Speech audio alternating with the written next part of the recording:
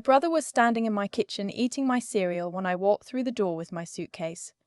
Not visiting, not passing through, living there. His shoes were by my couch. His Xbox was plugged into my TV. His girlfriend, the one I'd never met, was asleep on my couch in an oversized t-shirt that I recognized as mine.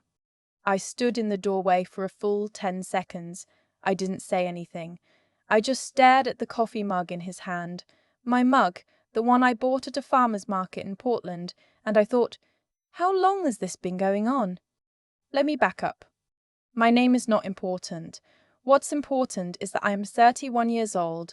I have been working in healthcare administration since I was 24, and 3 years ago I bought a 2-bedroom condo in Charlotte, North Carolina for $387,000. I saved for 6 years for that down payment. I drove a 2012 Honda Civic with a cracked dashboard until I had enough. I packed my lunch every single day.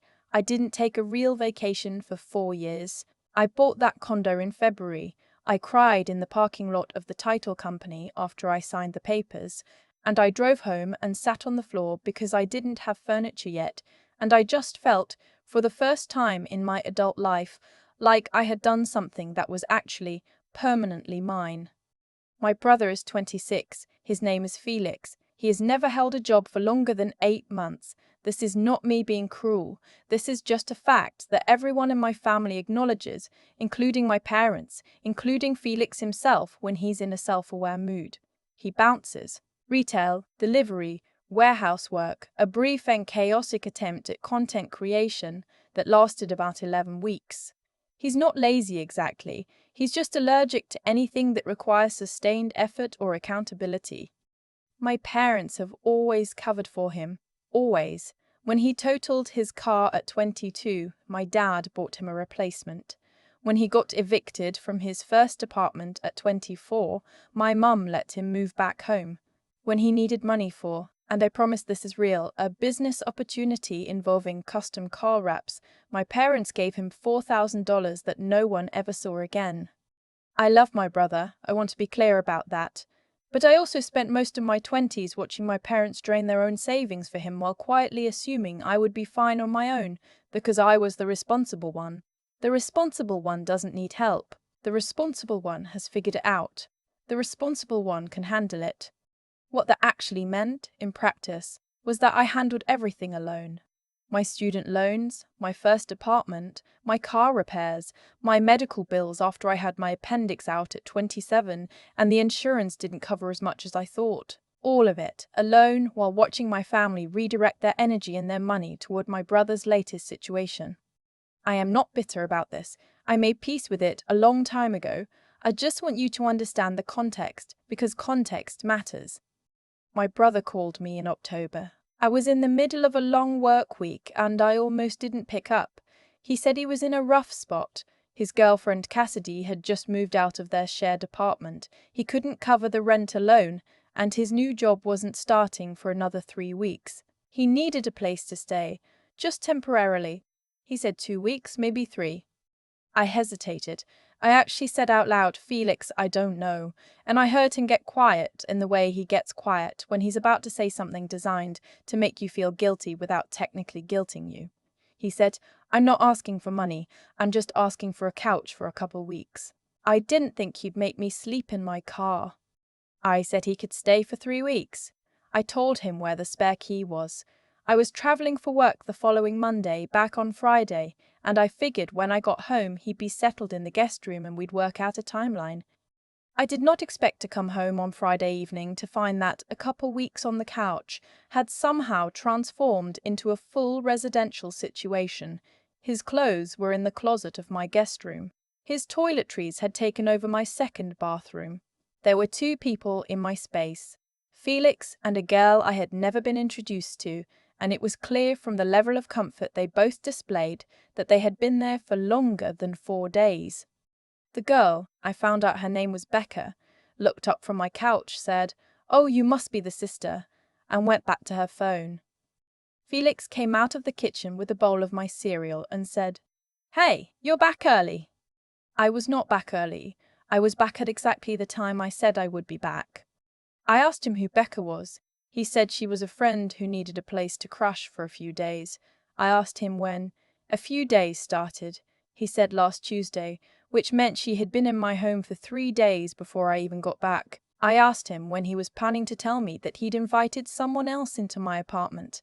He shrugged and said he didn't think it was a big deal. I told him it was a big deal. I told him this was my home, not a hostel, and that I had agreed to let him stay for 3 weeks, not him and an unknown person indefinitely.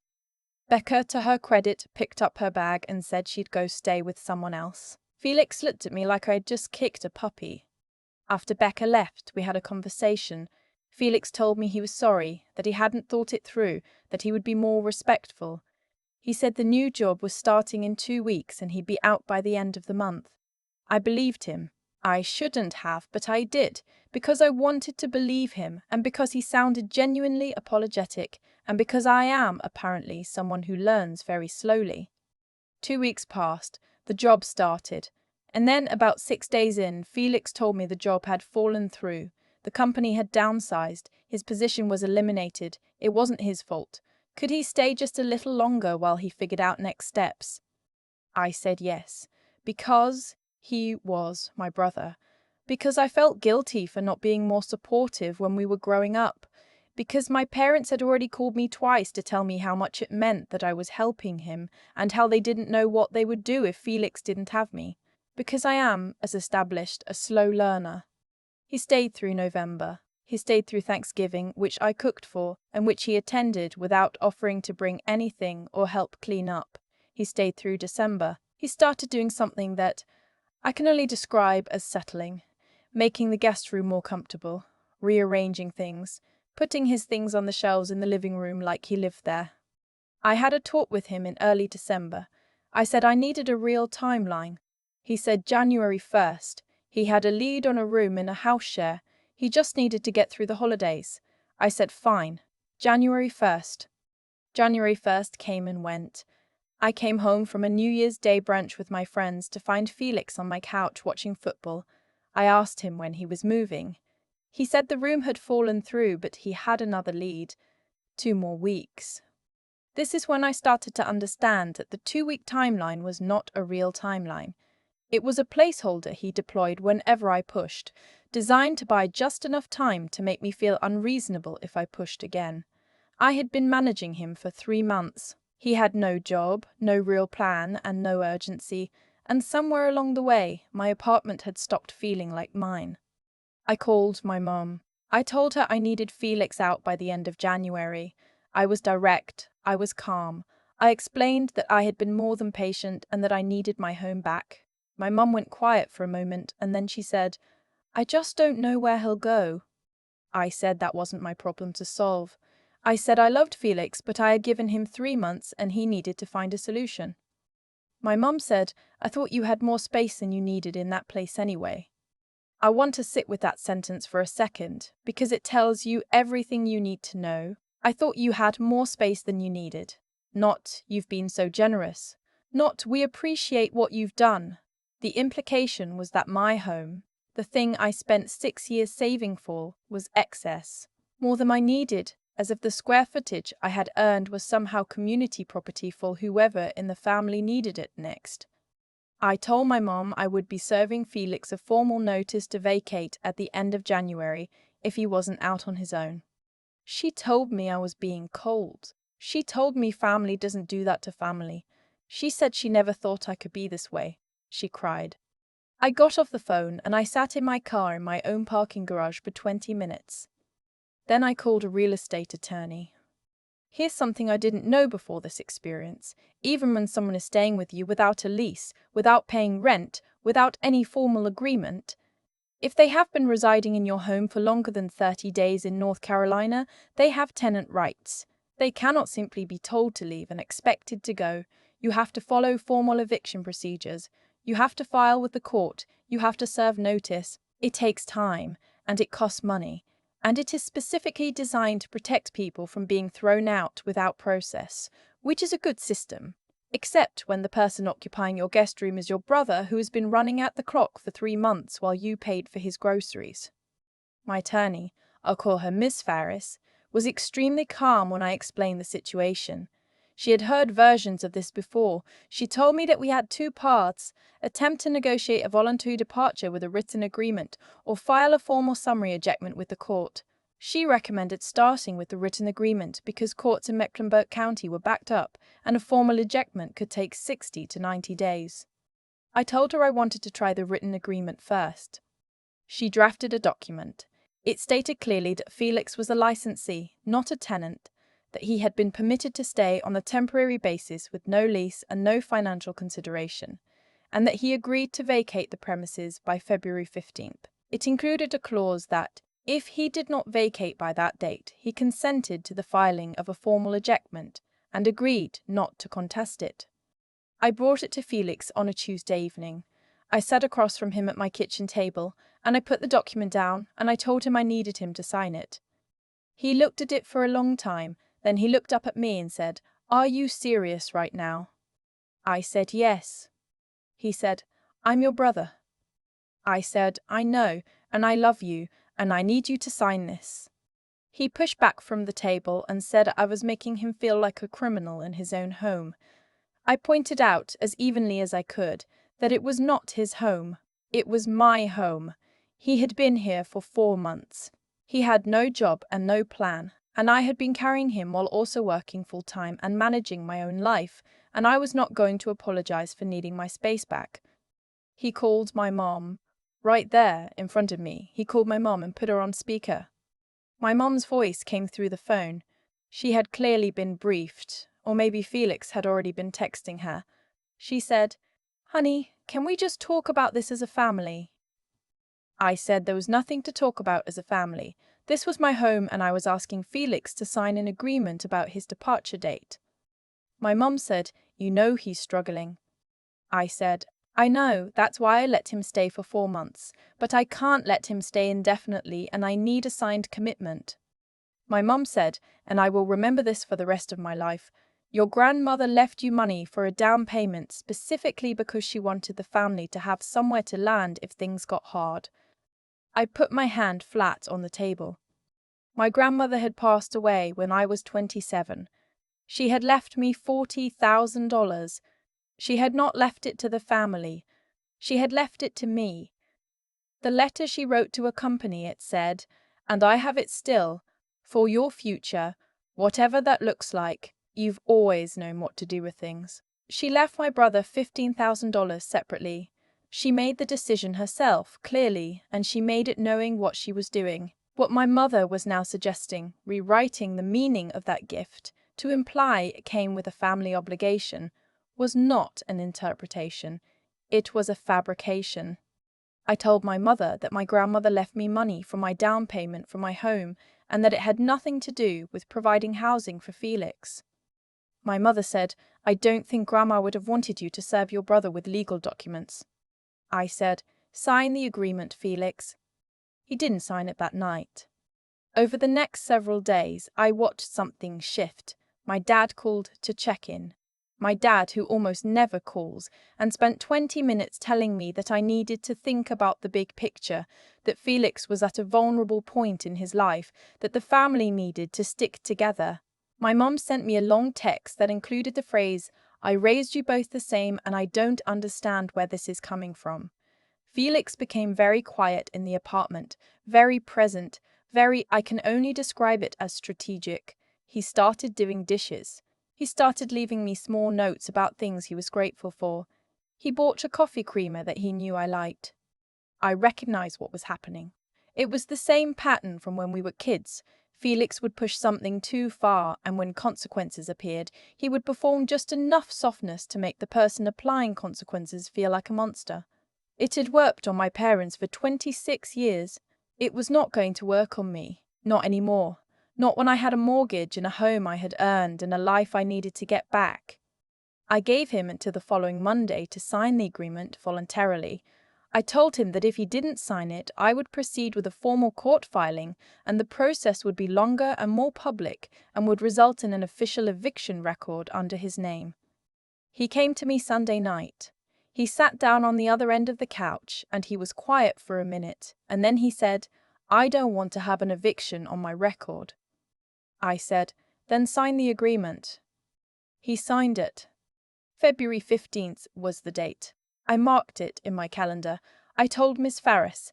She told me to document everything between now and then, any changes in behavior, any new claims, anything my parents said to me about the situation. I started keeping a written log, dates, times, what was said. I sent follow-up emails after phone calls summarizing what had been discussed. I became very meticulous. I had learned by this point that meticulous was the only way to be. In early February, my mum called with a new angle. She said that my dad had been having some health issues. Nothing critical, she said, but stressful, and that the situation with Felix was making everything worse. She said she didn't want to put pressure on me, and then she proceeded to put pressure on me. She said if I could just let Felix stay through the spring, just until he got back on his feet, it would give her peace of mind while she dealt with my dad. I asked what specifically was going on with my dad. She was vague. She said it was his blood pressure. She said the doctor had told him to reduce stress. I told her I was sorry to hear that, and I hoped he felt better soon, and that Felix had signed an agreement and needed to be out by February 15th. My mum said, "You're really going to do this?" I said, "Yes." She hung up. My dad called an hour later and said my mum was very upset. I told my dad I was sorry she was upset and that I loved them both and that Felix needed to go. February 14th. Felix came to me and said he had found a room in a house share, but the move-in date wasn't until March 1st. He asked if he could have 2 more weeks. He said it would be the last extension. He looked tired. He looked genuinely stressed. He had, I will acknowledge, made some real effort in the previous few weeks. He'd been applying to jobs. He'd been less entitled in small daily ways. He'd stopped leaving his dishes in the sink. I looked at him for a long time. I said no. I said I was sorry about the timing, and I said I hoped he could stay with Mum and Dad for 2 weeks since they had made clear they were happy to support him, and I said February 15th was February 15th. He left on the 15th.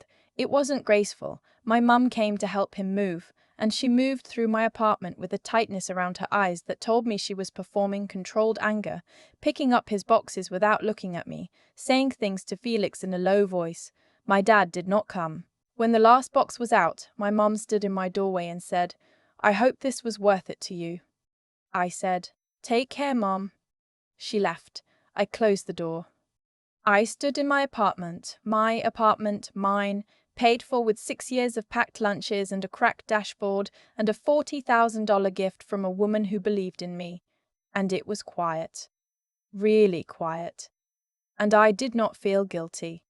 I had prepared myself to feel guilty. I had thought about that moment and assumed the guilt would be there, that familiar, low-grade wrongness of having disappointed people I loved. But it wasn't. What I felt was something closer to relief, so deep it was almost structural, like a load-bearing wall had been put back into place. I called Miss Farris and told her Felix had vacated. She noted it in the file and closed it out. I took the day off work. I cleaned my apartment top to bottom. I washed everything, every surface, every shelf, every corner, not because it was dirty, but because it was mine again. I rearranged the living room the way I'd always wanted to and never had, because Felix's stuff was taking up the space. I bought flowers. I cooked a real dinner that took 2 hours and made the whole place smell like garlic and rosemary. And I ate it at my own table in my own home, and I felt more like myself than I had in 4.5 months. My parents did not speak to me for 6 weeks. My mum eventually sent a text that said she guessed she understood, but that she still thought I could have handled it differently. My dad called and said he missed me. We talked for a while. He didn't bring up Felix. I didn't either. Slowly, gradually, we found our way back. Felix got a job in March. He's been there for almost 8 months now, the longest he's ever held anything. He moved into his own place in April. He texted me on my birthday in June. "Just a short thing. Happy birthday. Hope you're good." I texted back, "Thank you, I'm good." It's not what we were before. But I don't know that what we were before was actually okay, if I'm being honest. What we were before was a dynamic where I was expected to absorb whatever the family needed without anyone asking whether I had the capacity, because I had always figured it out before, and the assumption was that I always would. I don't absorb anymore. I assess, I decide, and when I decide to give, which I still do, I am still a person who shows up for people I love. It is a choice I make clearly, with boundaries I have set and communicated, not because I can't figure out how to say no. My grandmother knew what she was doing when she wrote that letter. You've always known what to do with things. She wasn't talking about money. She was talking about many. I know what to do with things, and for the first time in a long time, I know what to do with my life. I think about the moment Felix pushed back from my kitchen table and said I was making him feel like a criminal in his own home. I replayed that line more times than I can count, not because it hurt me. It did, for about 30 seconds, but because of how clearly it showed me something I hadn't fully seen before. He believed it. He genuinely believed that 4 months of occupying his space, eating someone else's food, sleeping in someone else's guest room, was enough to generate a claim. Not a legal claim, an emotional one, the kind that gets enforced not in courtrooms but in family kitchens over guilt and obligation and the fear of being called cold. That's the thing nobody talks about when they tell you to set boundaries with family. They make it sound clean, like you draw a line and the other person respects it and everyone moves forward. What actually happens is that the line gets reframed as cruelty. Your boundary becomes their wound.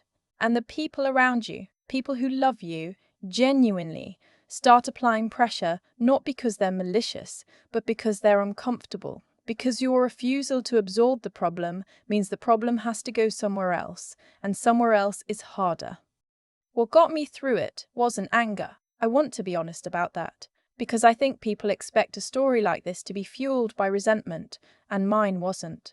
What got me through was clarity. The kind of clarity you develop when you've spent years doing the work, paying attention, reading situations carefully, understanding what's actually being asked of you versus what people say they're asking. Felix said he needed a couch for 2 weeks. What he actually needed was someone to absorb the consequences of his choices indefinitely, and he'd identified me as the person most likely to do it. Not because I was weak, because I had always been capable, and capability in a family like mine gets quietly conscripted. I had to be honest with myself about my own role in it. I let it go on for 4 months. I kept extending timelines because I wanted to believe him, because the alternative, accepting that my brother was not going to change without real consequences, was painful. That's not weakness either. That's the cost of loving someone. But there's a version of love that serves the person, and there's a version that just protects you from the discomfort of watching them struggle. I had been practicing the second version for a long time. What I did in January and February, sitting across that table, handing him that document, saying no on February 14th, when he asked for 2 more weeks. That was the first version. The harder one. Felix has a job now. He has his own place. I don't know whether the eviction agreement was what changed something in him, or whether it was just time, just him finally landing somewhere stable on his own terms. Maybe both. What I know is that the version of helping I've been offering, indefinite, boundaryless, driven by guilt, was not helping him. It was helping me avoid a conversation I didn't want to have. My grandmother wrote that I'd always known what to do with things. I think what she saw in me, even when I was young, was this: that I paid attention, that I didn't flinch from hard information, that I was willing to do the work of understanding a situation clearly, even when the clear view was uncomfortable. That's what carried me through this. Not toughness in the aggressive sense, but the kind of steady persistence that doesn't dramatize, doesn't collapse, just keeps moving forward with the information it has. The condo is mine. It has always been mine. And now, finally, it feels that way again.